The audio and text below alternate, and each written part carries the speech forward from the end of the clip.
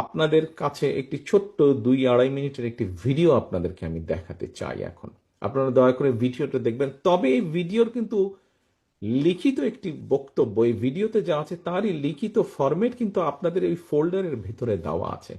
ভিডিওটা আপনাদেরকে এই জন্য দেখাচ্ছি, ভিডিওটা যখন দেখবেন জিনিসটা আরো সুন্দরভাবে আপনাদের মনের ভিতরে ঢুকে যাবে। আসুন আমরা ভিডিওটা দেখি 2 মিনিটে।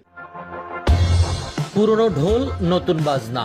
দীর্ঘদিন ধরে আওয়ামী লীগ ও তাদের দোসররা বলে আসছে, বিএনপি আমলে নাকি বাংলাদেশ 5বার দুর্নীতিতে চ্যাম্পিয়ন হয়েছিল। কিন্তু আসল তথ্যটা কি? তথ্যের ভিতরে ঢুকলে দেখা যায় এর পেছনে রয়েছে ভিন্ন গল্প। 1995 থেকে 2012 সাল পর্যন্ত ট্রান্সপারেন্সি ইন্টারন্যাশনাল দুর্নীতির ধারণা সূচক সিপিআই প্রকাশ করত এক ভিন্ন পদ্ধতিতে। বাংলাদেশ এই সূচকে প্রথম যুক্ত হয় 2001 সালে। সে বছরের জুন মাসে ট্রান্সপারেন্সি ইন্টারন্যাশনাল বাংলাদেশকে ঘোষণা করে দুর্নীতিতে চ্যাম্পিয়ন দেশ হিসেবে। তাদের সূচকে দেশের স্কোর ছিল 10-এর মধ্যে 0.4। তবে যেটা অনেকেই জানে না কিংবা জানলেও বলে না, সেটি হলো আগের 3 বছরের দুর্নীতি বিশ্লেষণ করে এই সূচক তৈরি করত সংস্থাটি। অর্থাৎ হাসিনার শাসনামলের 3 বছরের দুর্নীতির কারণে 2001 সালে দুর্নীতিতে চ্যাম্পিয়ন হয় বাংলাদেশ। বিএনপি ক্ষমতায় আসার মাত্র 10 মাসের ব্যবধানে বাংলাদেশের স্কোর 0.4 থেকে বেড়ে হয় 1.2, অর্থাৎ দুর্নীতি কমতে শুরু করে।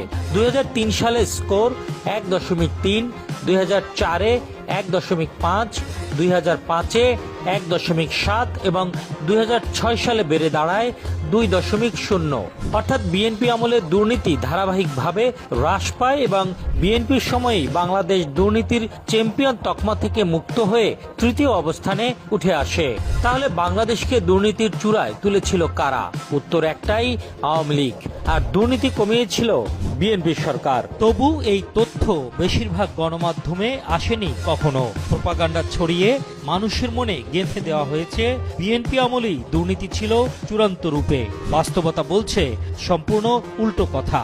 2012 সালে ট্রান্সপারেন্সি ইন্টারন্যাশনাল তাদের র্যাঙ্কিং পদ্ধতি বদলে ফেলে, যে কারণে আওয়ামী লীগ আমলে বাংলাদেশের অবস্থান নিচ থেকে 25 থেকে 30টি দেশের উপরে উঠে আসে।